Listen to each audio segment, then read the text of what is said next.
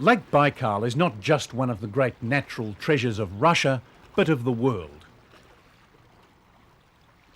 It has no serious rivals. There's no other lake to match its size or singular importance. A fifth of the world's fresh water is held here, locked up deep in the vast expanse of eastern Siberia.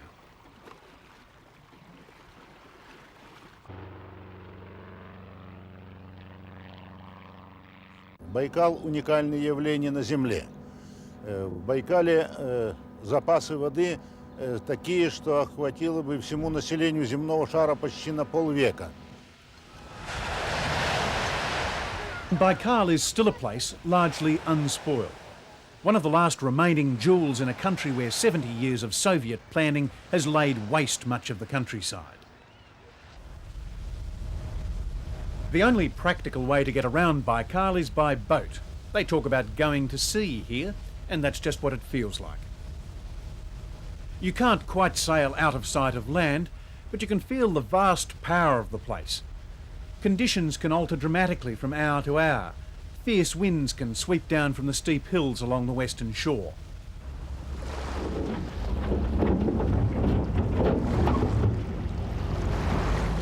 Baikal has 1,500 endemic species. Байкал тем и отличается от других озер, что в нем более 2/3 организмов, населяющих водную толщу, эндемики, нигде в мире не встречается. Они возникли в самом Байкале в течение его длительной геологической истории, в течение 25 миллионов лет. We went in search of the lake's best-known resident, the Baikal seal, the world's only freshwater seal. Yevgeny Petrov studies the seals of Baikal. Байкальская нерпа – это единственное млекопитающее, которое обитает прямо в воде непосредственно на Байкале. И она замыкает собой всю пищевую цепь, то есть на самом высоком трофическом уровне. Просто необычайно важна для экологии, поскольку она, в принципе, отражает состояние всего озера. То есть, так, образно говоря, если нерпе хорошо, то хорошо всему озеру. A chain of tiny islands in the northern half of the lake provides a summer home for the seals. And they're shy, so getting close requires a little care.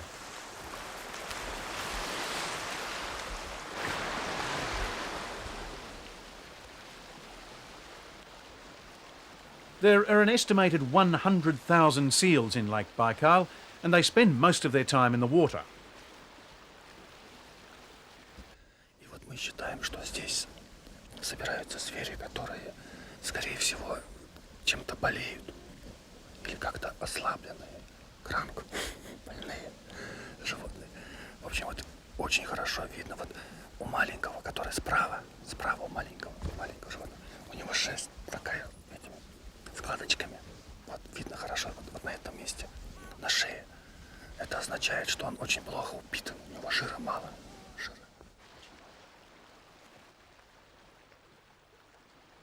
The seal's closest relatives are in the Arctic, more than 3,000 kilometres away, and conventional scientific theory says they probably came to Lake Baikal during the last ice age.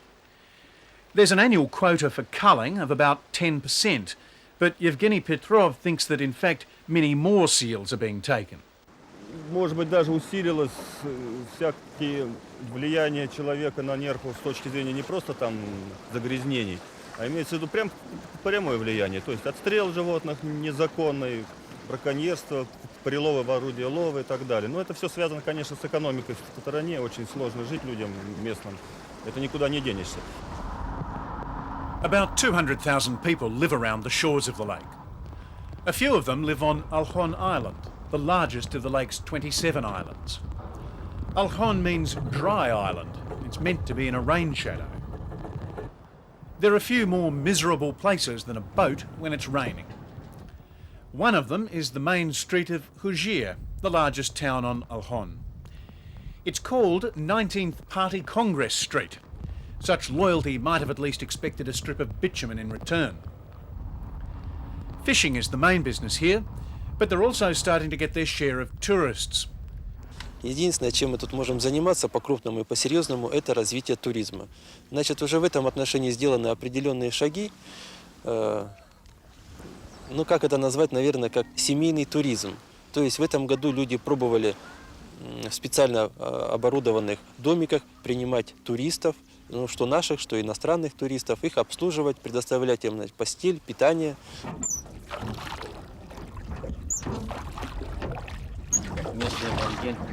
The most substantial human impact on Lake Baikal, however, comes not from tourism, not yet at least.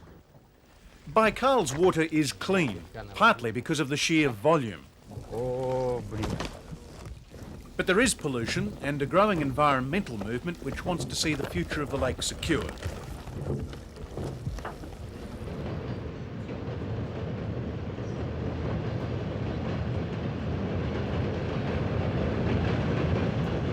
East of Lake Baikal lies Ulan-Ude, a city of 300,000 people.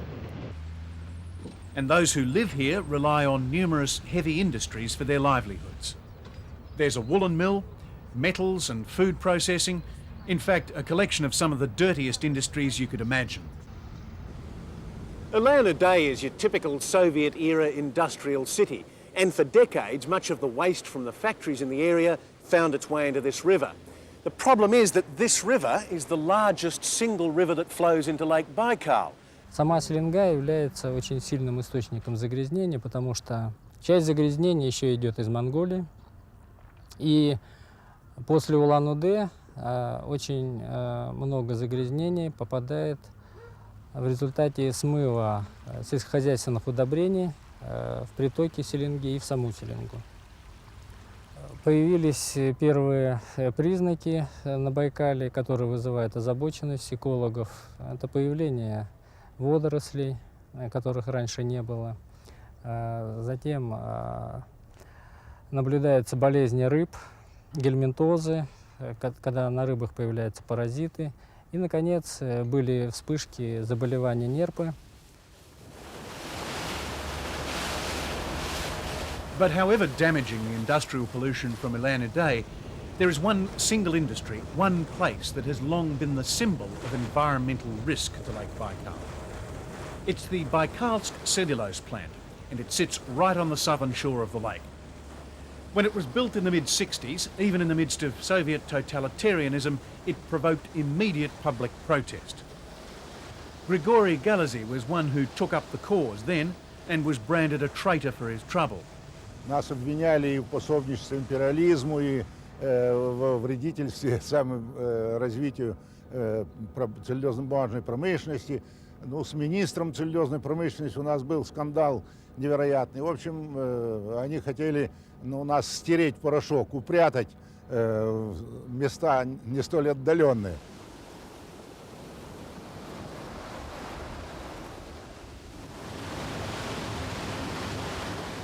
Making cellulose, in this case for eventual use in the synthetic fibre industry, requires enormous quantities of water. The plant uses nearly 250,000 cubic metres a day.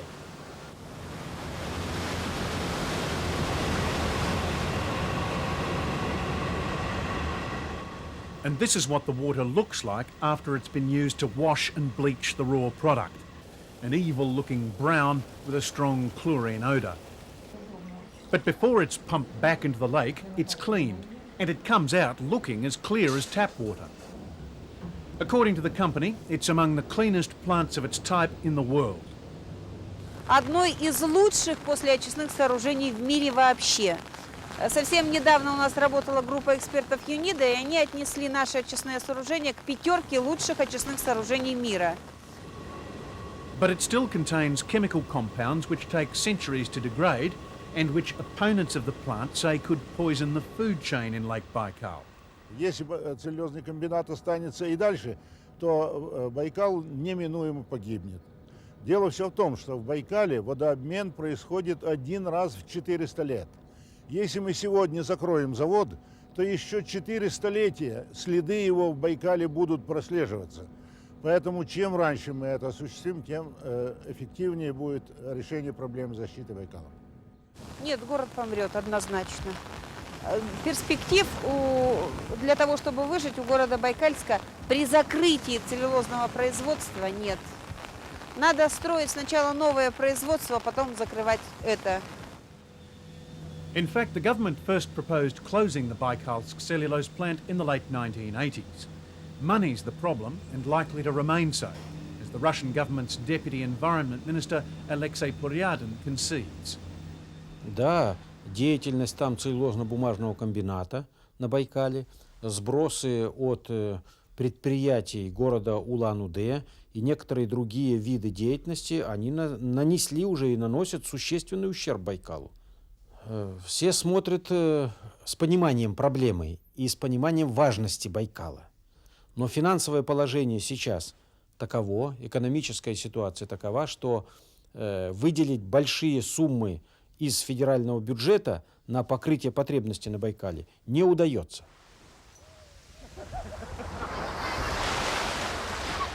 Few Russians would dare suggest Lake Baikal isn't worth protecting.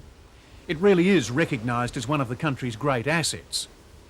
Tourism, if it's properly controlled, offers a way of exploiting the commercial potential of the lake while still preserving the natural environment. But already there are concerns at its haphazard development at the hands of new, rich Russians.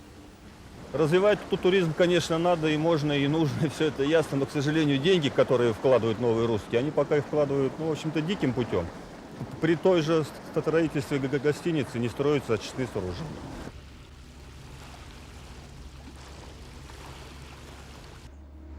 There probably won't be a lot of new heavy industry established on the shores of Lake Baikal. There isn't the economic or political imperative for it, and public opinion probably wouldn't stand for it either. But the old industries remain, and there are new pressures, notably from tourism. Yes, there are laws to protect Lake Baikal, but in Russia today, money often counts for more than the law. So the future of one of the world's great natural treasures still remains more a case of good luck than good management.